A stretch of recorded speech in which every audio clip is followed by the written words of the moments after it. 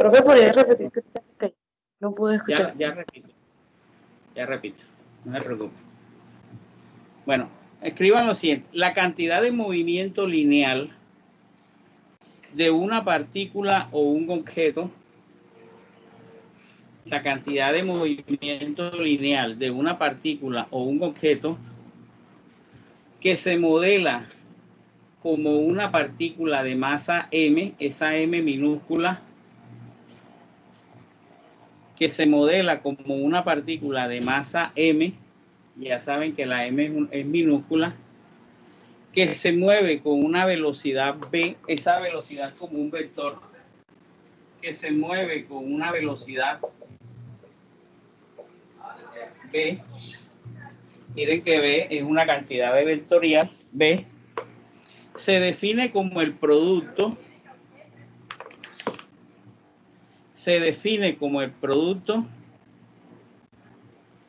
de la masa y la velocidad de la partícula.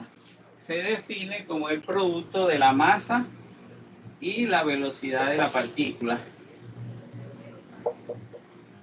La cantidad de movimiento lineal la vamos a representar por la letra P. Entonces, de acuerdo con lo que acabamos de decir, P va a ser igual a masa por velocidad. Fíjense que P es una cantidad de carácter vectorial. Entonces, la cantidad de movimiento es una cantidad de carácter vectorial, porque proviene del producto de una masa que es un escalar multiplicado por la velocidad, que es un vector. ¿Qué unidades va a tener la cantidad de movimiento? Entonces, en el sistema internacional, la unidad de cantidad de movimiento es kilogramos metros sobre segundo. Esto en el sistema internacional de unidades. Entonces, kilogramos metros sobre segundo es la unidad para la cantidad de movimiento lineal. Como les decía, la cantidad de movimiento lineal es una cantidad de carácter vectorial.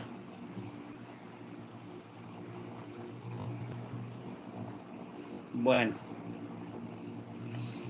como la cantidad de movimiento es un vector, nosotros podemos considerar que la cantidad de movimiento está dada en 3 dimensiones. Entonces, yo puedo decir que la cantidad de movimiento, vamos a escribirlo aquí debajo, la cantidad de movimiento, que es masa por velocidad, podríamos escribirlo como la cantidad de movimiento en la dirección X, que es masa por la componente de la velocidad en X. La cantidad de movimiento en Y va a ser igual a la masa por la componente de velocidad en Y. Y la cantidad de movimiento en Z, que va a ser igual a masa por la velocidad o la componente de la velocidad en Z. Entonces, fíjense que todo vector lo podemos expresar en función de sus componentes rectangulares, lo que siempre les decía.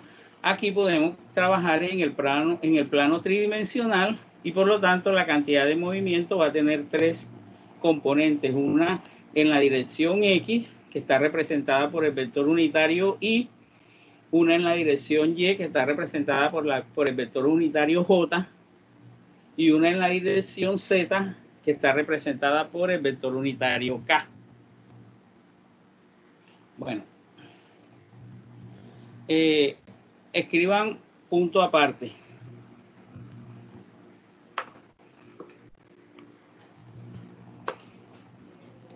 Escriban aparte lo siguiente: la segunda ley de Newton para una partícula, la segunda ley de Newton para una partícula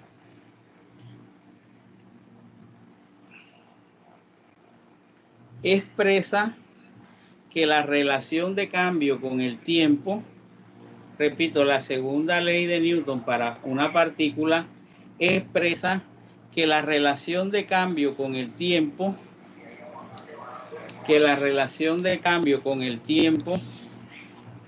de la cantidad de movimiento lineal de una partícula. Repito que la relación de cambio con el tiempo de la cantidad de movimiento lineal de una partícula es igual a la fuerza neta que actúa sobre la partícula. Es igual a la fuerza neta que actúa sobre la partícula. Entonces, fíjense, ahí estamos expresando la segunda ley de Newton en función de la cantidad de movimiento. Entonces, segunda ley de Newton nos dice que la sumatoria de fuerza nos dice que la fuerza neta o la sumatoria de fuerza es igual al cambio en la cantidad de movimiento con respecto al tiempo de una partícula. Y fíjense cómo expresamos la segunda ley de Newton en función de la cantidad de movimiento. Fuerza neta, que es la sumatoria de fuerza, es igual a la variación de la cantidad de movimiento. Siempre que hablamos de variación, nos referimos a variación en el tiempo, o sea, el cambio de una variable con respecto al tiempo. Esa es una forma alternativa de la segunda ley de Newton. Bueno, cuando nosotros hablamos de cantidad de movimiento, recuerden que nos estamos refiriendo al producto de la masa por la velocidad de un cuerpo. Miren que la cantidad de movimiento P es directamente proporcional a la masa del cuerpo y a la velocidad del cuerpo. ¿Qué significa? Que entre más grande sea el cuerpo, tendrá una mayor cantidad de ¿qué? De movimiento. Entre más pequeño sea el cuerpo, tendrá una cantidad de movimiento más pequeña. Nosotros podemos relacionar la cantidad de movimiento de dos cuerpos que van a interactuar entre sí, y podemos decir que esos dos cuerpos, cuando interactúan, generan una interacción, y podemos decir que la cantidad de movimiento de un sistema se conserva. Entonces podemos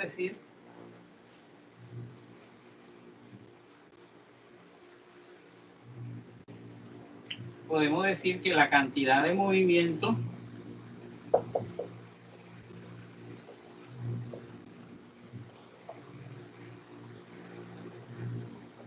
de un sistema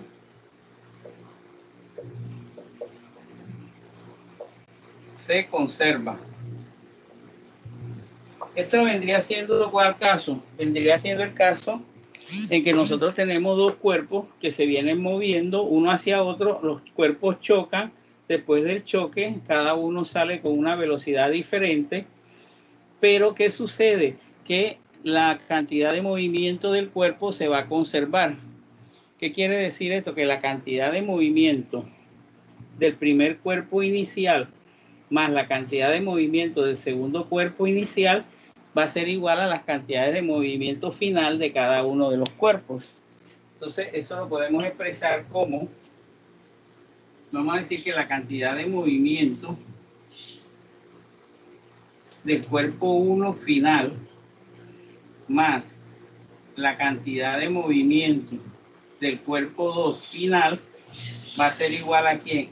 A la cantidad de movimiento inicial del cuerpo 1 más la cantidad de movimiento inicial del cuerpo 2. Y esa ecuación que tenemos aquí se conoce como la ecuación para la conservación de la cantidad de movimiento cuando interactúan entre sí dos cuerpos.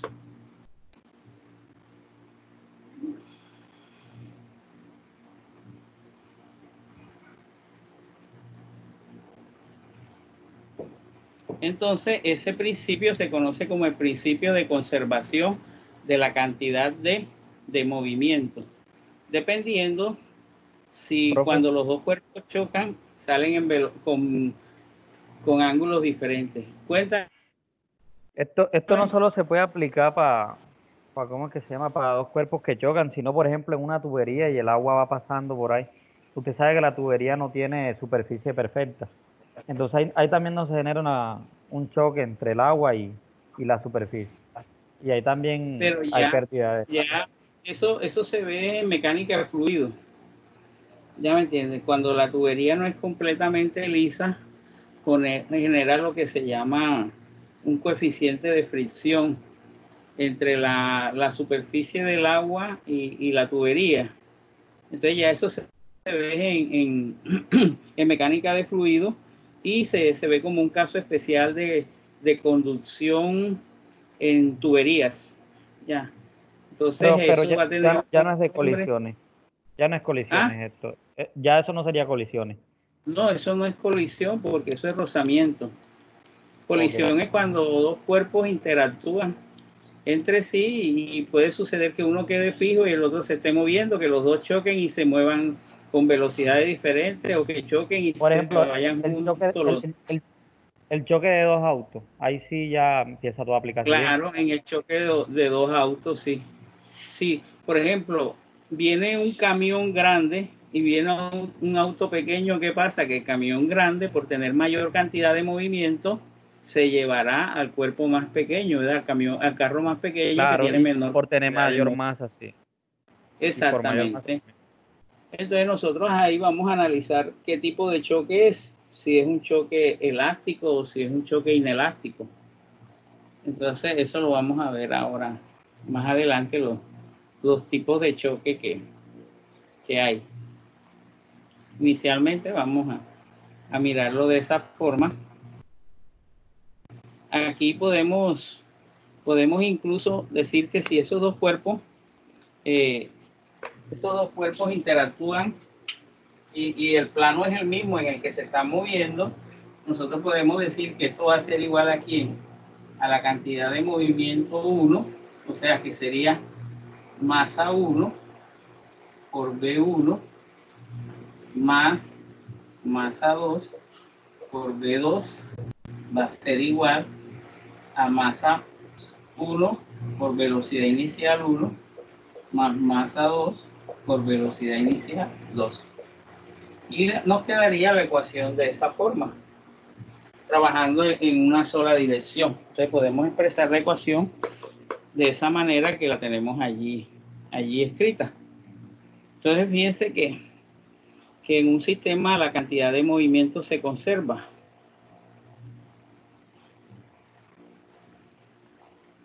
Escriban como subtítulo impulso.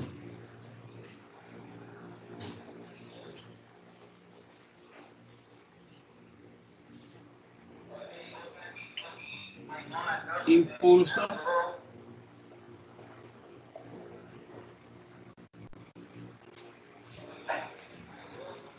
ese impulso vamos a representarlo por la letra I mayúscula y va a ser una cantidad vectorial también.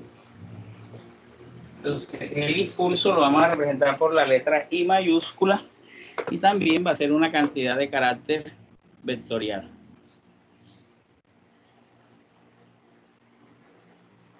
Entonces, escribamos lo siguiente.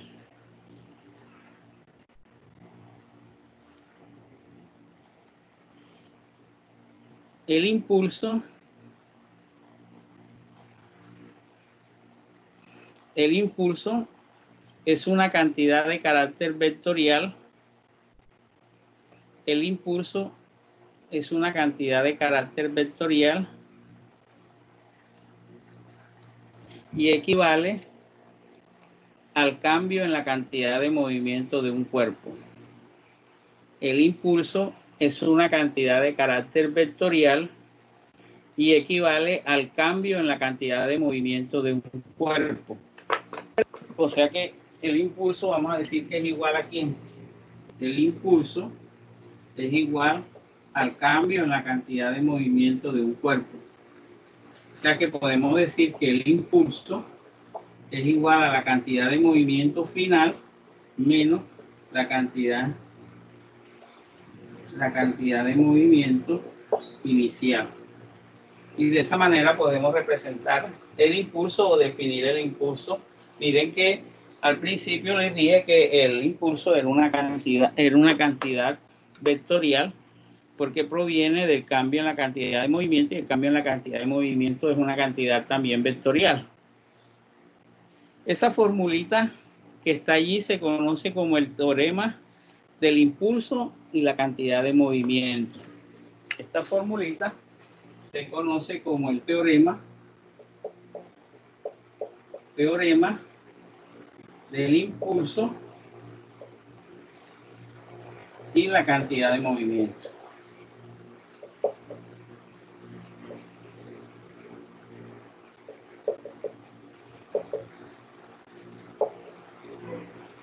Teorema del impulso y la cantidad de movimiento. Esa es la definición matemática de esa ecuación que tenemos allí.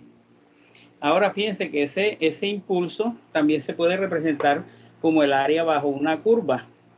Si yo tengo la sumatoria de fuerzas, o sea, cómo va variando la fuerza con respecto al tiempo, y trazamos una gráfica de sumatoria de fuerza contra tiempo. Por ejemplo, si yo tengo aquí una sumatoria de fuerza y acá tenemos tiempo, y esto nos está representado por algo así, el área bajo esta curva, el área bajo la curva me representa aquí al impulso. Entonces, el impulso en una gráfica de sumatoria de fuerza contra tiempo, el área bajo la gráfica o el área bajo la curva nos representa el impulso.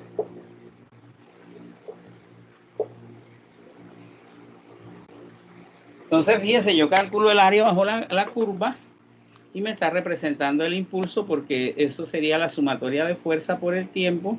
Sumatoria es masa por velocidad por tiempo. Y recuerden que masa por velocidad es cantidad de movimiento. Entonces, allí podemos hacer esa aproximación de lo que estamos viendo.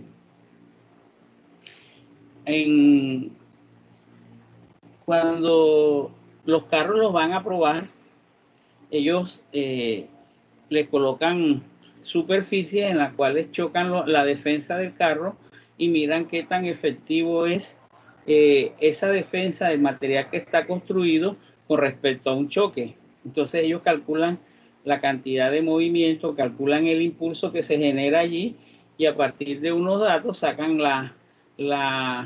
qué tan eficiente es para absorber un impacto, una defensa, etcétera, de un vehículo. Entonces todo esto, fíjense que son cuestiones físicas que se tienen en cuenta en el diseño de las defensas de los vehículos. Profesor, disculpe, al compañero Luis de la Vega se le acaba de ver el internet para avisarle. Me acaba de llamar. Ok, dile a Luis que me reporte eso al WhatsApp cuando venga, ¿oíste? Sí, señor, yo lo llamo. Entonces, mire, una cosita que, bueno, se me había escapado comentarles ahorita, era la honestidad que ustedes manejan con respecto a las clases. Porque cuando yo comparo los que asisten en las clases con Microsoft Teams con lo que ustedes me mandan al celular, me doy cuenta que sí asisten todos, que están presentes allí en la clase. Algunos que tienen dificultad me informan, miren, ahora me acaba de informar. Otro no hubiera dicho nada y se hubiera quedado callado y al final hubiera mandado su nombre.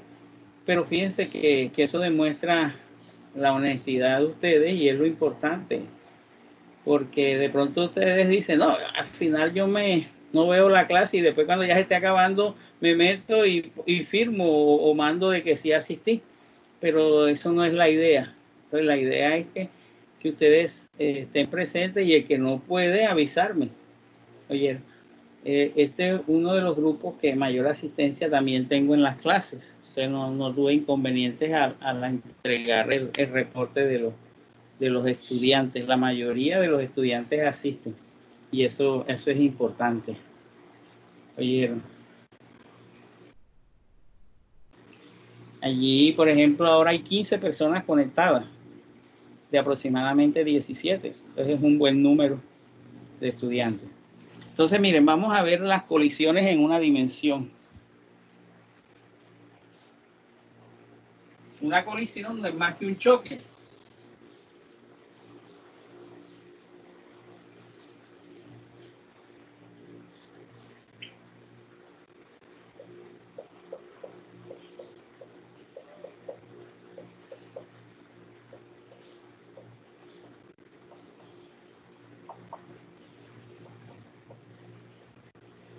Colisiones en una dimensión. Vamos a considerar dos cuerpos, ¿verdad? Dos cuerpos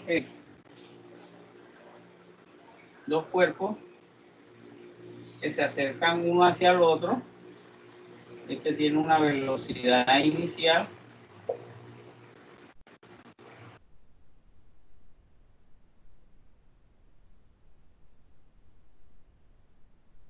cerca con una velocidad inicial 2.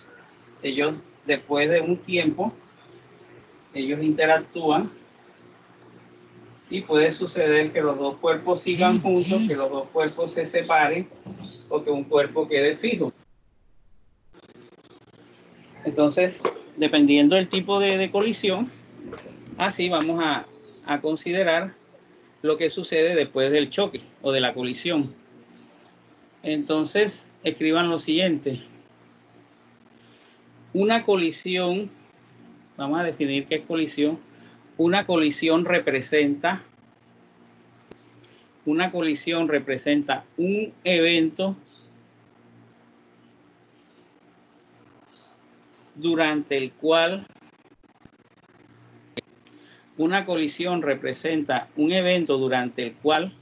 dos partículas se acercan una a la otra,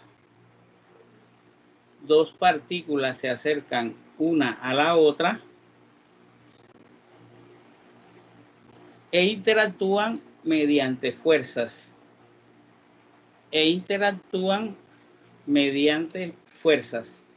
Recuerden que además de que las partículas traen una velocidad, ellas deben venir impulsadas por una fuerza. Y esa fuerza es la que va a originar el choque. Recuerden que vimos la segunda ley de Newton, que era la sumatoria de fuerza igual al producto de la masa por la aceleración. Entonces, ellas al impactar van a sufrir una serie de cambios, por decirlo así, porque las dos partículas pueden quedar juntas dependiendo la masa de las partículas y de la velocidad que traigan, o una partícula puede quedar en reposo y la otra en movimiento, o las dos partículas pueden quedar en movimiento, pero opuestos. Entonces, dependiendo del tipo de choque, yo les decía que así van a suceder.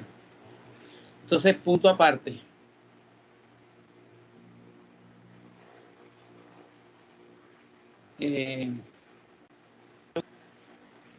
Escribamos lo siguiente.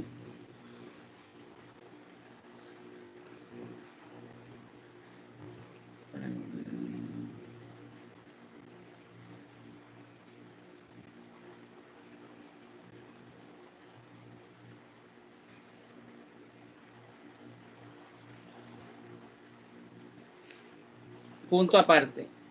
Cuando dos partículas interactúan entre sí, podemos considerar que ellas forman un sistema aislado. Repito, cuando dos partículas interactúan entre sí, podemos considerar que ellas forman un sistema aislado. Y en este caso, la cantidad de movimiento del sistema se conserva. Y en este caso, la cantidad de movimiento del sistema se conserva. O sea que en cuando las dos partículas interactúan no hay pérdida de la cantidad de movimiento. Significa que la cantidad de movimiento inicial, lo que habíamos dicho ahorita, de cada partícula es igual a la cantidad de movimiento final de cada partícula. Punto aparte. En contraste, la energía cinética total del sistema de partículas, la energía cinética total del conjunto de partículas o del sistema de partículas puede o no conservarse, dependiendo del tipo de colisión. ¿Qué quiere decir esto? Que en todas las colisiones, ojo, en todas las colisiones la cantidad de movimiento se conserva, pero no en todas las colisiones se conserva la cantidad de energía. En algunos choques o en algunas colisiones se puede conservar la energía. En otros choques no se conserva la energía, hay pérdida de energía. Entonces, fíjense, dependiendo del tipo de colisión, así nosotros vamos a decir si hay o no conservación de la energía cinética. Pero siempre va a haber conservación de la cantidad de movimiento. Entonces, en los choques siempre se conserva la cantidad de movimiento, pero no siempre se conserva la energía cinética del sistema. Entonces, eso tenemos que tenerlo en cuenta porque de pronto en una pregunta teórica nos sale eso y podemos tener alguna duda con respecto a esta situación. Bueno, las colisiones, punto aparte. Las colisiones se categorizan las colisiones se categorizan. Entonces, las colisiones se categorizan como elásticas o inelásticas. O sea que fíjense, vamos a tener dos tipos de colisiones, las colisiones elásticas y las colisiones inelásticas. ¿De qué va a depender el tipo de colisión esa? De si la energía cinética se conserva o no. Entonces definamos la primera, que es una colisión elástica. Escribamos aquí como subtítulo colisión elástica. Colisión elástica.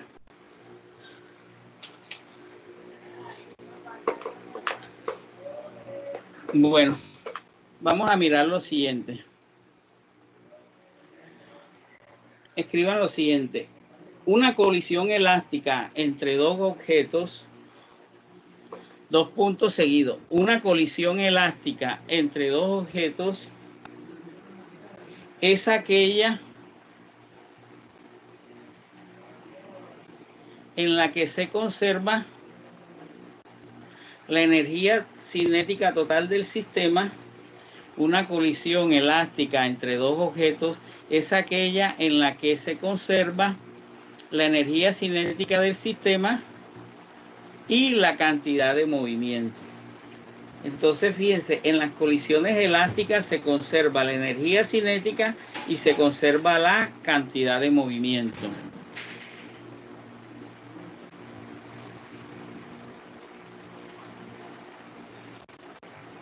Por lo general, siempre que haya algún choque, los cuerpos se deforman un poquito, una pequeña cantidad, y esa pequeña cantidad que origina la deformación hace que las colisiones no sean elásticas porque se está perdiendo un poco de energía. Entonces, nosotros asumimos que en estas colisiones no hay pérdida de energía. Miren, dice punto aparte. Una colisión elástica, aparte, una colisión elástica debe ser perfectamente silenciosa. Una colisión elástica debe ser perfectamente silenciosa. Si hay ruido, el ruido es una pérdida de energía en forma de sonido. Entonces, fíjense, no debe haber ruido en este choque porque el ruido se interpreta como una pérdida de energía en forma de sonido. Punto seguido. Las colisiones verdaderamente elásticas,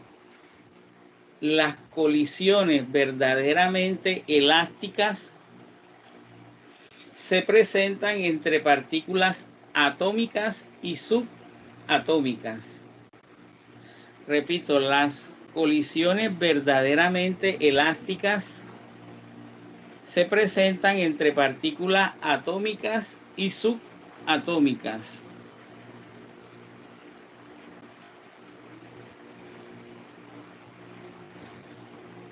Bueno, veamos ahora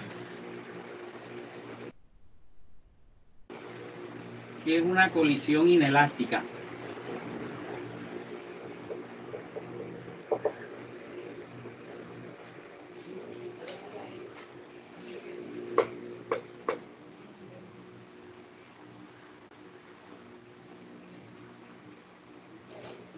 Bueno, en una colisión inelástica, la energía cinética total del sistema en una colisión inelástica, la energía cinética total del sistema no se conserva. Repito, en una colisión inelástica, la energía cinética total del sistema no se conserva. Pero sí se conserva la cantidad de movimiento. Pero sí se conserva la cantidad de movimiento. Entonces, fíjense la diferencia entre las elásticas y las inelásticas. En las elásticas se conserva tanto la cantidad de movimiento como la energía cinética. Mientras que en las inelásticas se conserva solamente la cantidad de movimiento, pero la energía cinética no se conserva.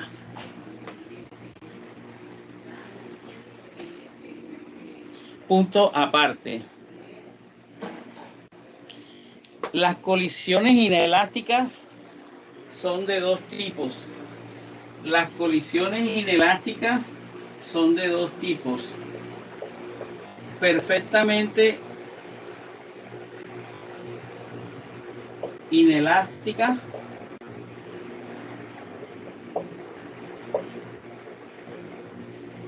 son perfectamente inelásticas e inelásticas.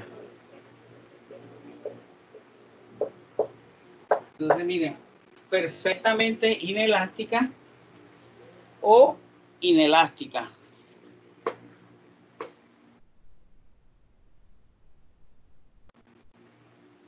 Bueno, ¿qué será una colisión perfectamente inelástica?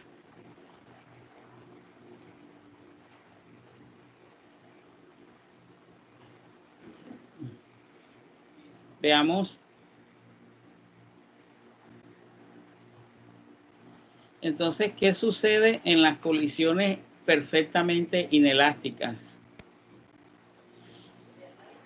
Escriban aparte, en una colisión perfectamente inelástica,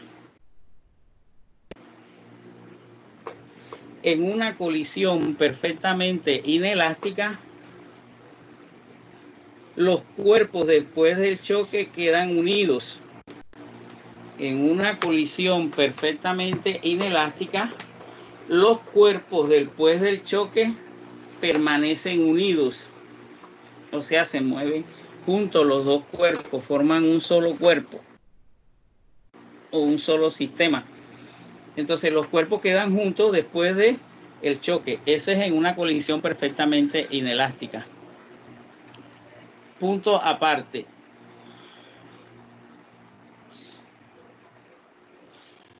En la colisión inelástica,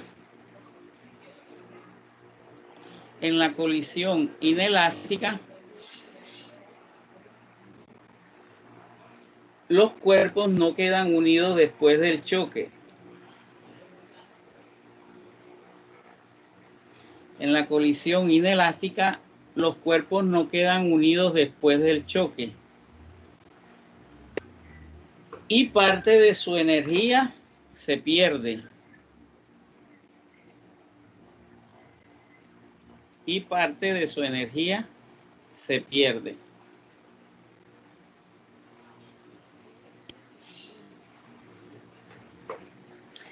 Entonces, vamos a ver una ecuación que nos permite calcular la velocidad final de los cuerpos después de una colisión perfectamente inelástica. Entonces, vamos a escribir aquí colisión perfectamente inelástica.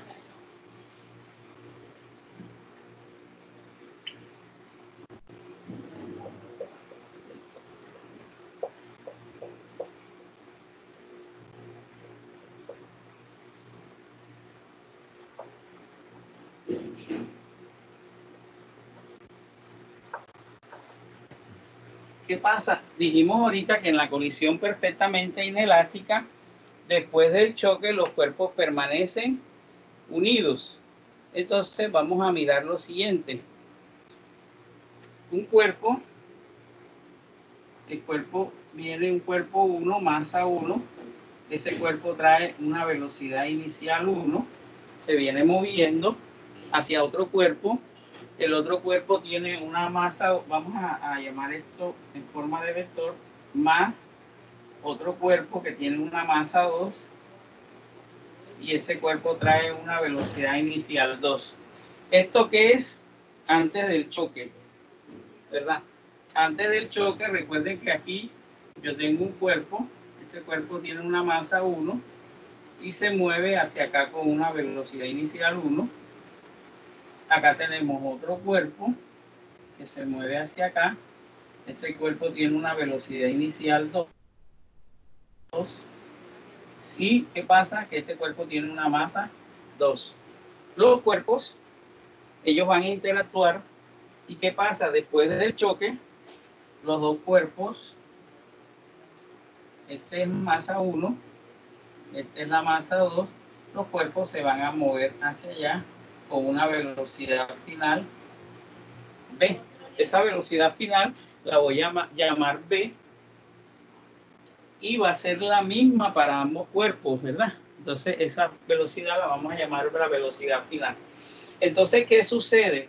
Que como la velocidad es la misma, entonces yo voy a decir que la masa 1 por la velocidad final más la masa 2 por la velocidad final.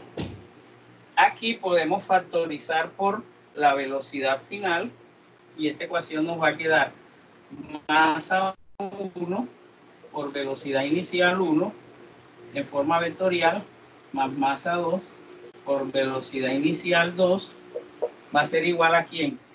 Factorizo por B y me queda masa 1 más masa 2 por velocidad final, y por lo tanto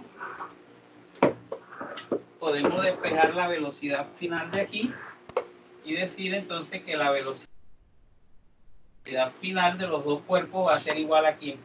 A la masa 1 por la velocidad inicial 1 más la masa 2 por la velocidad inicial 2 dividido entre la masa 1 más la masa 2.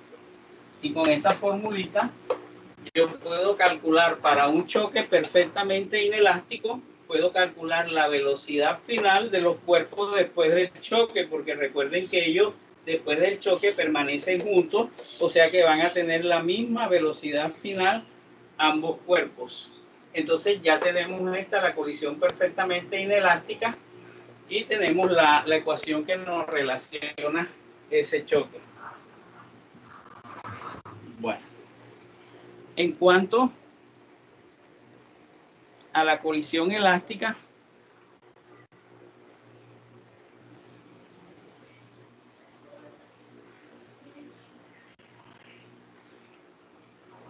ojo que nosotros habíamos dicho que en la colisión inelástica no se conservaba la energía, por eso nada más escribimos la ecuación de conservación de la cantidad de movimiento. Ahora, si consideramos las colisiones elásticas, en las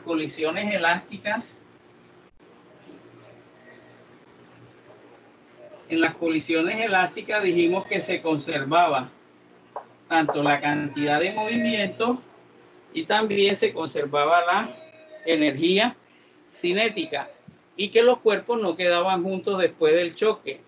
Entonces vamos a relacionar, por ejemplo, la ecuación de conservación de la cantidad de movimiento va a ser igual a ¿quién? A masa 1 por velocidad inicial 1 más masa 2, o sea, masa del cuerpo 2 por la velocidad inicial 2 va a ser igual a ¿quién?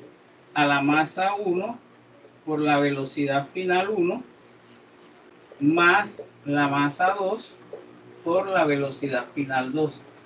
Y esta ecuación que tenemos aquí es la ecuación para una colisión elástica en la cual se está conservando la cantidad de movimiento. Ahora, pero nosotros también dijimos que en las colisiones elásticas se conservaba la energía cinética.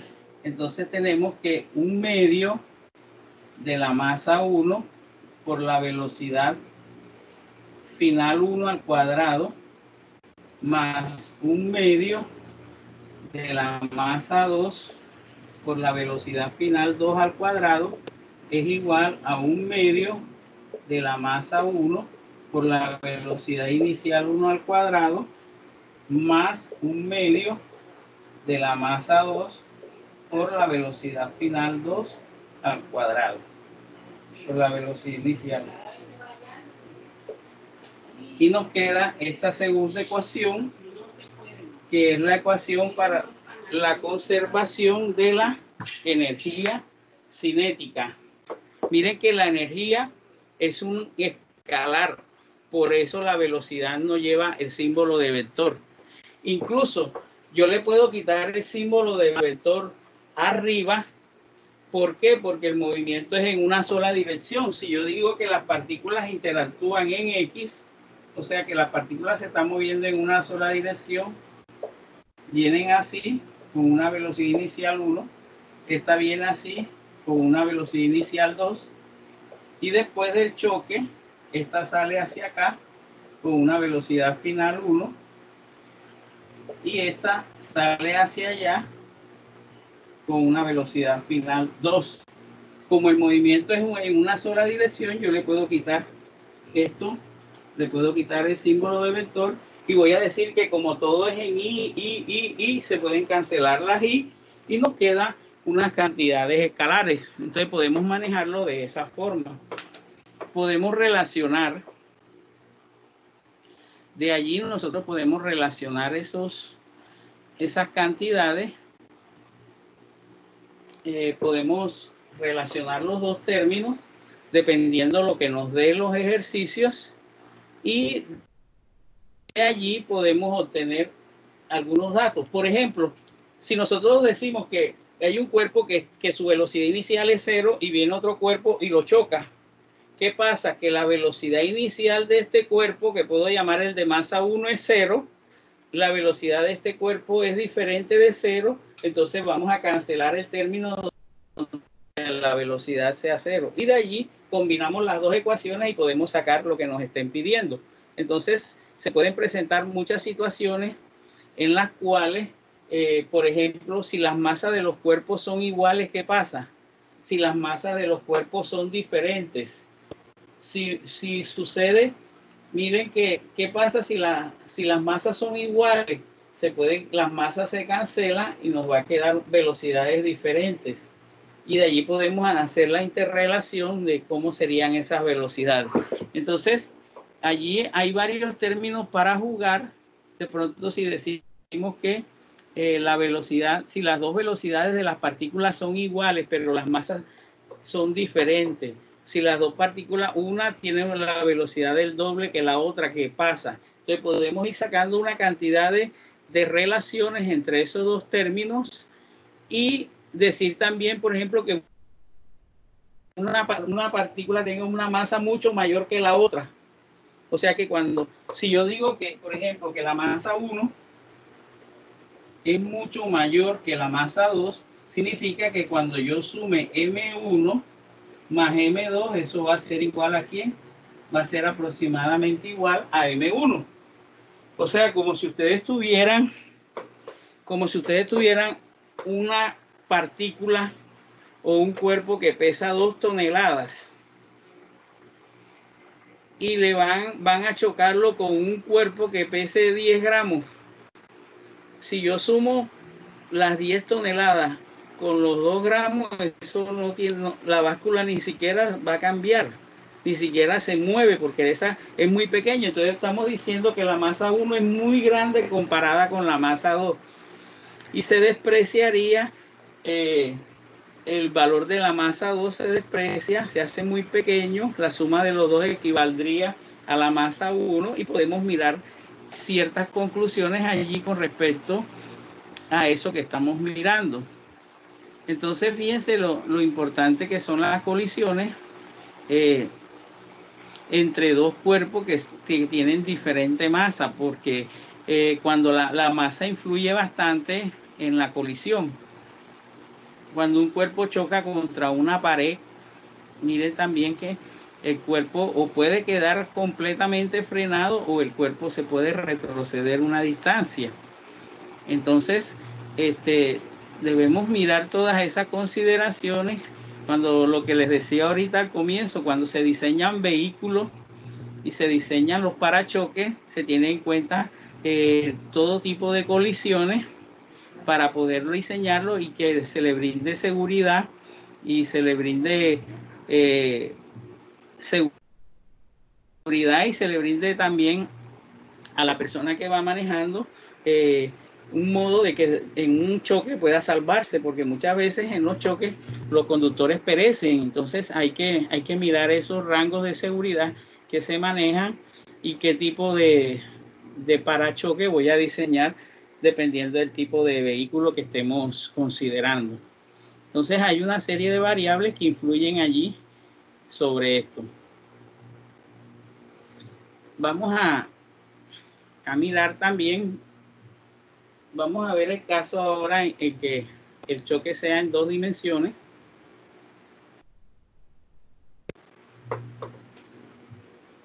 Veamos.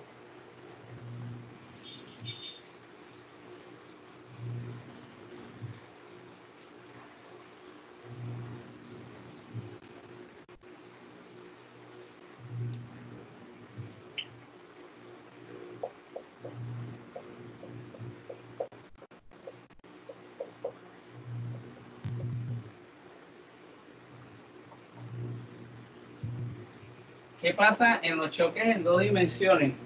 Que cuando los cuerpos se vienen acercando uno al otro, ellos vienen de pronto de forma horizontal, pero cuando chocan salen formando ángulos. Puede ser un ángulo alfa, un ángulo beta, un ángulo phi, un ángulo teta, uno con respecto al otro, o sea, sobre la horizontal. Entonces ya tenemos que tener en cuenta las componentes de la velocidad y ya tenemos que tener en cuenta cantidades vectoriales. ¿Para qué? Para poder expresar ese tipo de colisión en dos dimensiones de una manera bastante formal o bastante diferente.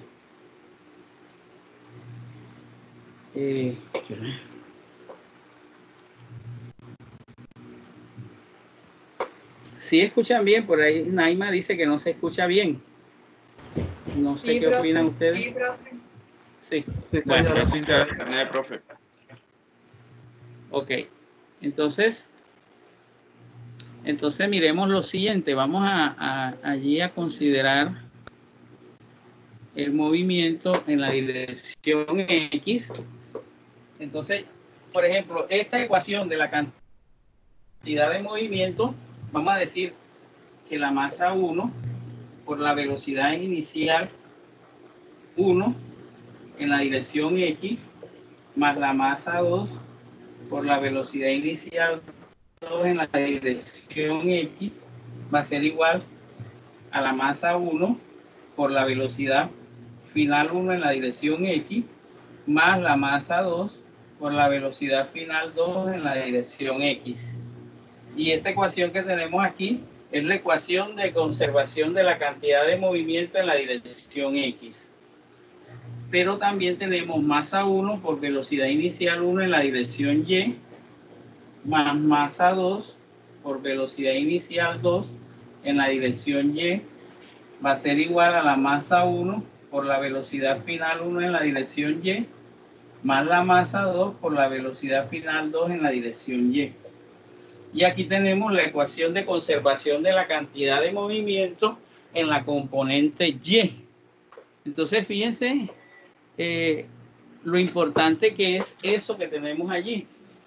Cuando ya nos den el problema, nosotros tenemos que mirar si la pelota viene horizontalmente, significa que la componente en X, recuerden que la componente en X va a tener, el ángulo sería 0.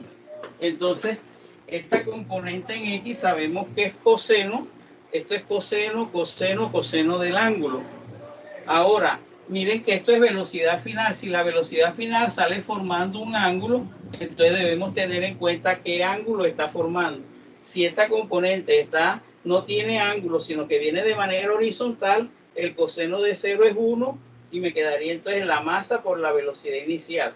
Y aquí me quedaría la masa por la velocidad inicial. Y acá sí nos quedaría la masa por la velocidad final por el coseno del ángulo y masa por velocidad final por el coseno del ángulo que están formando después del choque.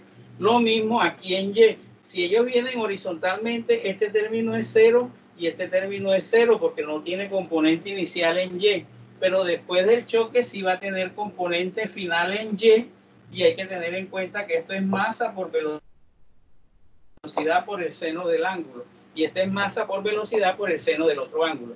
Entonces, cuando vayamos a resolver ejercicios referentes a ese tema, vamos a mirar y hacer las respectivas consideraciones de los choques, de cómo vienen los cuerpos interactuando uno hacia el otro cuando se trata de cualquier tipo de choques.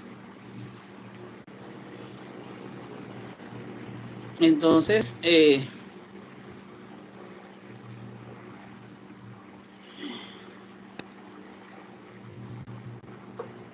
vamos a mirar algo aquí.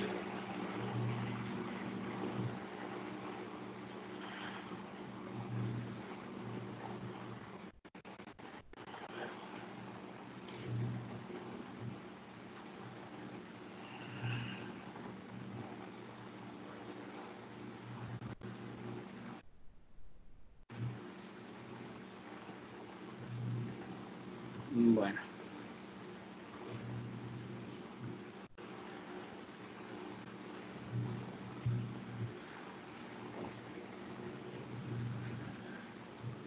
Entonces, fíjense lo importante que es este tema de choques, porque nos permite hacer evaluaciones de situaciones de la vida real, ¿verdad?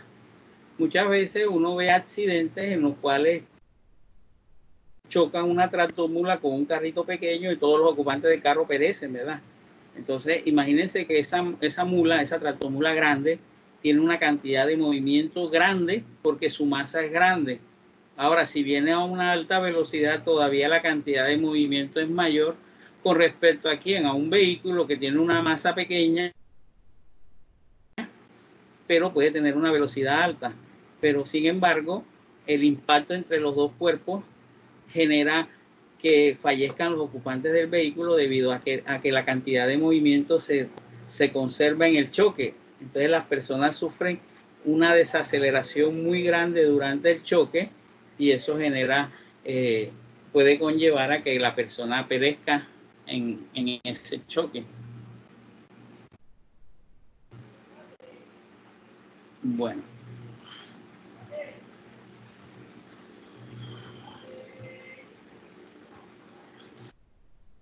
¿Alguna pregunta con respecto hasta allí a lo que hemos visto?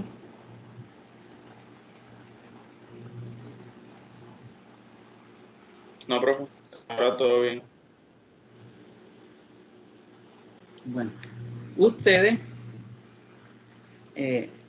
para la próxima clase, para la clase del próximo martes, van a averiguar el tema referente a la propulsión de cohetes.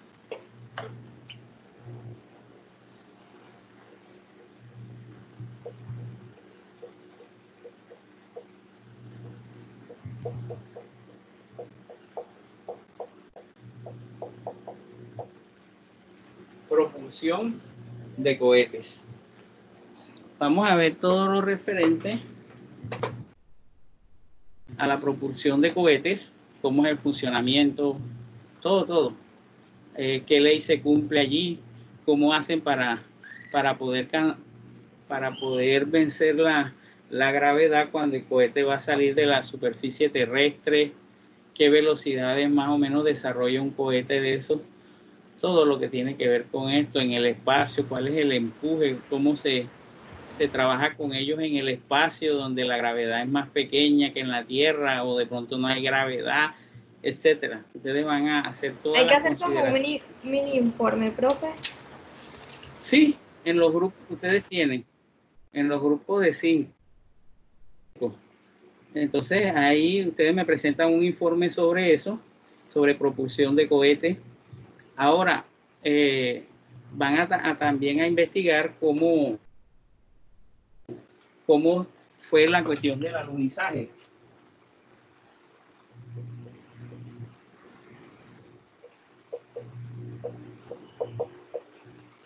El alunizaje, ¿qué pasó? ¿Cómo desarrollaron ese alunizaje? Porque era un módulo lo que llegó a la superficie lunar y de allí aterrizó ese módulo, y después cómo despegó ese módulo, qué cálculos se tuvieron en cuenta teniendo como referente que la gravedad en la Luna es casi una sexta parte de la gravedad en la Tierra. ¿Cómo se hizo para que regresara la nave a la Tierra? ¿Con qué mecanismo fue impulsada? Si de pronto ya no tenía combustible o si se hizo por medio de un impulso, se aplicó la tercera ley de Newton. O sea, ¿cuáles fueron las consideraciones que se tuvieron allí en cuenta para poder desarrollar el regreso del hombre a la Tierra? Yo lo que sí sé, profe, es Y que también lo contrario, de llevar el hombre a la Luna. ¿Ah? El matemático Julio Garavito fue quien nos llevó a la Luna siempre. Julio Garavito. Sí. ¿Por qué dices eso? Pues ahí estaba leyendo una historia vieja ahí que había en un periódico y decía que en ese tiempo Rusia había mandado 2 cohetes, los disparó hacia la Luna y no dieron. Estados Unidos mandó uno y lo mismo, tampoco dio. Entonces como que un científico gringo como que se acordó de que aquí había un matemático bueno que hablaba sobre que en la vida real no se trabajaba con el 3.14, que es el que maneja Pi, sino con el 3.28. Entonces metieron esos datos y con ese el cohete sí pegó en la Luna. Y el nombre de él aparece escrito. Bueno, si logran encontrar eso, se lo anexan al trabajo, ¿oye? Bueno, de por qué varía tanto el pi. Con 3.14 a 3.28 es bastante en un cálculo, ¿oyeron?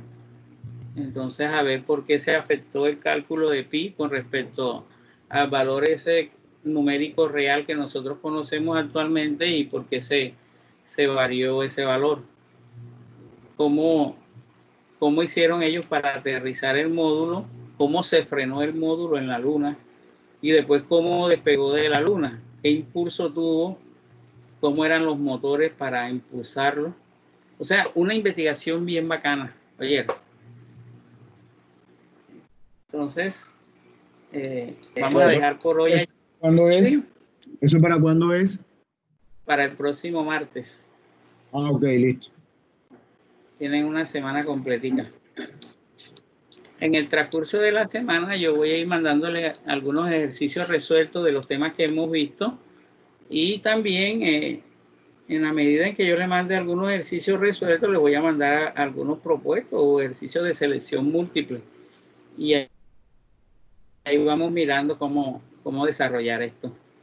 Oye, entonces vamos a dejar ahí por hoy y les agradezco la asistencia a la clase y su presencia y honestidad también en las cosas que estamos trabajando. Entonces, muchas gracias, jóvenes, que Dios los bendiga a todos y que pasen un resto de tarde feliz.